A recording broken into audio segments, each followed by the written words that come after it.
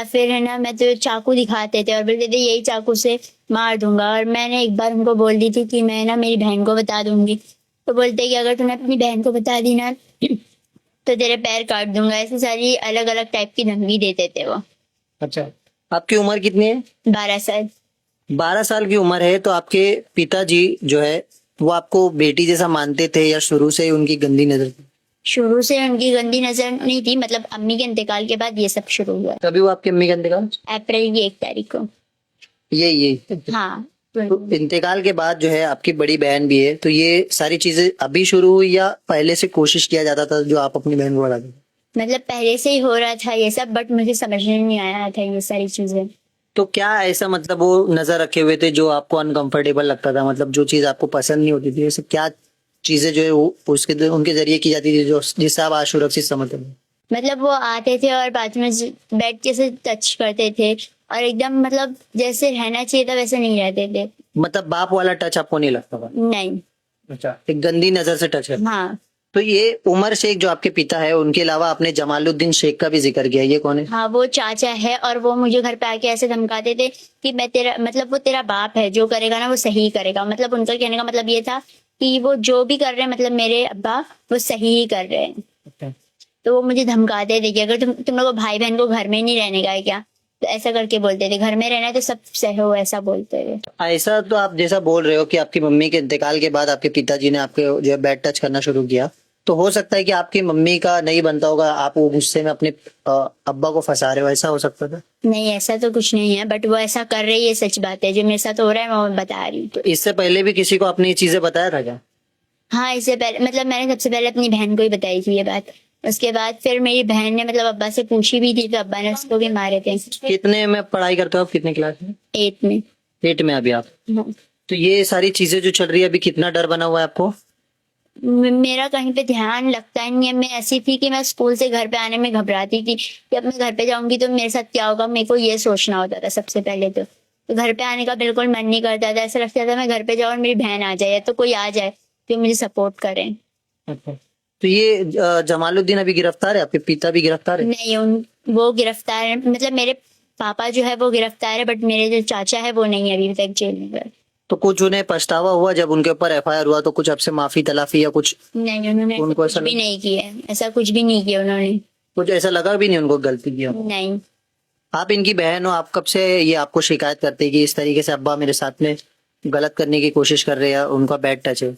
ये इसने तो पहले मुझे बताने नहीं गई। पहले इसने बोली कि मुझे समझा नहीं, बाद में मुझे बताई अच्छे से। तो मैंने इस बारे में अपने अब्बू से बात की कि ऐसा क्यों कर रहे हो, क्या कर रहे हो। तो उन्होंने मुझे भी सेम चीज मारे और सेम चीज मुझे भी धमका दिए कि तुम लोग अगर चौकी तक गए या किसी और को बताए तो मैं तुम लोग का जीना हराम कर दूंगा, ऐसा बोल के मुझे भी धमका के चुप करवा दिए थे। क्या करते पिता आपके? बीएसटी में काम करते हैं, कॉन्ट्रैक्ट से। सरकारी नौकरी? नहीं, प्राइवेट है, कॉन्ट्रैक्ट। तो आपकी मम्मी जब थे तो उनके साथ में भी रवैया ऐसे ही था कि झगड़ा लफड़ा या गंदी नजर? मम्मी के रहते भी मम्मी का भी रिश्ता उन्होंने अच्छे से नहीं निभाया। मम्मी के टाइम पे भी वो कुछ मेडिसिन लेते थे जिसकी वजह से मम्मी को अपोज था। उन्होंने बहुत टाइम रोका भी क्योंकि वो ऑनलाइन डिलीवरी करते थे, घर पे आते थे, वो मेडिसिन हम लोग देखते थे। उस चीज से मम्मी ने अपोज किया, तो फिर मम्मी को धमकाने लगा कि मैं दूसरी औरत कर लूंगा, दूसरी शादी कर लूंगा। यहाँ तक कि मेरी मम्मी के रहते हुए उनके एक्स्ट्रा मैरिटल अफेयर्स भी स्टार्ट हो गए थे। ये बाहर की होटलों में खाना, किसी औरतों के साथ घूमना, ये सब कुछ मम्मी को पता भी चलता था। मम्मी ये चीजें मना करने लगे ना तो मम्मी को भी मारना, तोड़ना, उनको धमकियां देना, उनको ऐसा एकदम खूनम खून तक भी किया, कुछ भी सब कुछ किया। और एक दिन तो इतना कर दिया उन्होंने कि एसिड ला कर रखे और बोले अगर तूने शाम तक कन्फेस नहीं की कि मैं दूसरी औरत कर लूं तो मैं तुझे यही एसिड तक शाम से मार दूंगा। उसी वक्त मम्मी फिर दोपहर में जाके 5 नंबर की जगह में एनसी लग पाए थे। अच्छा, इस मामले पर अभी पुलिस कैसा आपके साथ सहयोग कर रही है? पुलिस का कैसे आपके साथ में है योगदान, कि आपको लग रहा है कि आप अभी सुरक्षित हो? पुलिस का योगदान तो मुझे कुछ समझ ही नहीं आ रहा है क्योंकि जब जब मैं गई हूँ या ये गई है, 1-2 बार तो इसको भी भेज दिए कि घर का मामला है, बच्ची है बोल के सॉर्ट कर लो। और एक बार तो अब्बा को भी बस ऐसे ही बुलाया हम लोग के सामने, फिर उन्होंने किसी पर्सन को लेके आए, कोई उनके पहचान का, उनसे उन लोग की कुछ बातचीत हुई, अब्बा को बस सामने बिठाया और हम दोनों को भेज दिए कि आप लोग चले जाओ। फिर अब्बा घर पर भी आ गए। और जब अब ये केस एफआईआर हो चुका है उसके बाद मैंने ये चीज की अपील की कि एफआईआर में हम लोग ने मेरे चाचा का भी नाम डलवाए, तो आप लोग उनको भी अरेस्ट करो या उनके खिलाफ भी कोई तो कार्रवाई करो जिससे उनको डर बने कि वो बच्चे तक ना आए। लेकिन उन लोग उनके खिलाफ कोई एक्शन नहीं ले रहे, कुछ नहीं कर रहे। और मेरे को जब भी जाती हूँ तो मुझसे आर्ग्यूमेंट शुरू हो जाता है उन लोगों का कि आप कौन होते हो मुझे सिखाने वाले कि मुझे क्या करना है क्या नहीं करना है। यहाँ तक कि मैंने लेडीज पुलिस की भी डिमांड की कि लेडीज पुलिस चाहिए मुझे या तो इस केस के लिए, वो भी चीज प्रोवाइड नहीं करे, ना लेडीज कांस्टेबल ना लेडीज पुलिस। फिलहाल अभी इस मामले के बाद क्या आपको लग रहा है कि आप कितने अभी सुरक्षित आप अपने आप को मान रहे हो, या आपके पिता को कुछ पछतावा है कि ऐसी घटना जो है दोबारा ना हो, कुछ माफी तलाफी करके जिंदगी शुरू करे?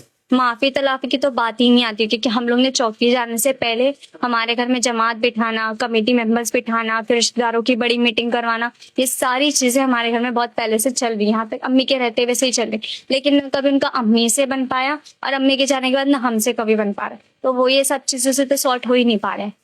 तो अभी फिलहाल परिवार आपका कैसे चल रहा है, कौन कौन है आपके? परिवार में तो अभी भी यही खतरा लगा रहता है कि बच्चा अकेले बाहर चले जाए तो बाहर से चाचा कुछ करवा ना दे, चाची कुछ करवा ना दे, क्योंकि ये लोग ऐसे ही खुलेआम घूम रहे हैं और एक्शन कोई नहीं ले रहे पुलिस इनके खिलाफ।